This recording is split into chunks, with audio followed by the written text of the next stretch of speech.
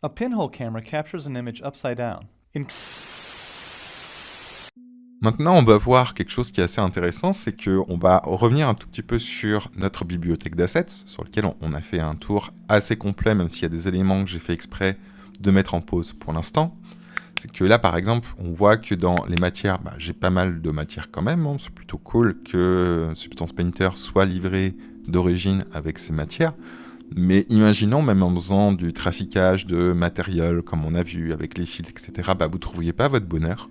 Sachez qu'il est tout à fait possible soit de fabriquer vos propres matériels avec, par exemple, Substance Designer, qui est vraiment un logiciel qui va vous permettre de manière procédurale, surtout, même si on pourrait mettre des images bitmap, mais c'est surtout du procédural, de pouvoir créer vos matières de briques, de cuir, etc., etc. Mais si vous n'utilisez pas Substance Designer, il est tout à fait possible de pouvoir télécharger des matériels. Pour ça, on va aller sur Internet. Tac. Tac. Et on va aller chercher deux sites. Alors, il y en a un qui vous permet de pouvoir télécharger des choses si vous avez un abonnement de Substance Painter, en tout cas de Adobe. Alors, je sais que c'est pas facile pour tout le monde d'avoir un abonnement, hein. Voilà, ça peut être relativement cher. Il me semble que c'est une vingtaine d'euros par mois, sachant que maintenant ils font que des abonnements mensuels, hein, merci Adobe. Petite parenthèse encore, hein, j'adore les parenthèses. Avant que Adobe ne rachète Substance Painter, qui était Allegorithmic à l'époque, c'était cette boîte, qui est une boîte française, hein, qui a été inventée à Clermont-Ferrand.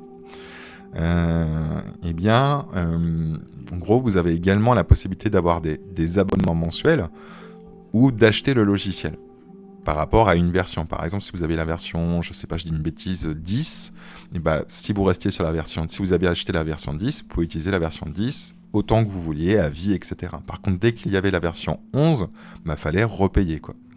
La version mensuelle, l'abonnement mensuel, vous permettait de pouvoir du coup payer mensuellement. C'est un peu finalement comme si vous étalonniez votre paiement en plusieurs fois.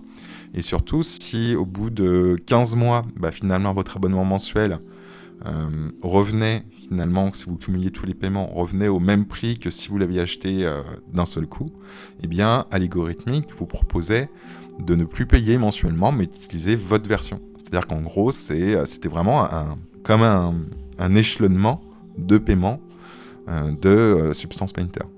Adobe, vous payez mensuellement, et peu importe si au bout de 10 ans, vous avez payé 5 000 €, ils vous proposeront jamais, parce que vous avez payé 5 000 € en cumulant tous vos abonnements, de télécharger le logiciel et de rester sur la même version ad vitam aeternam.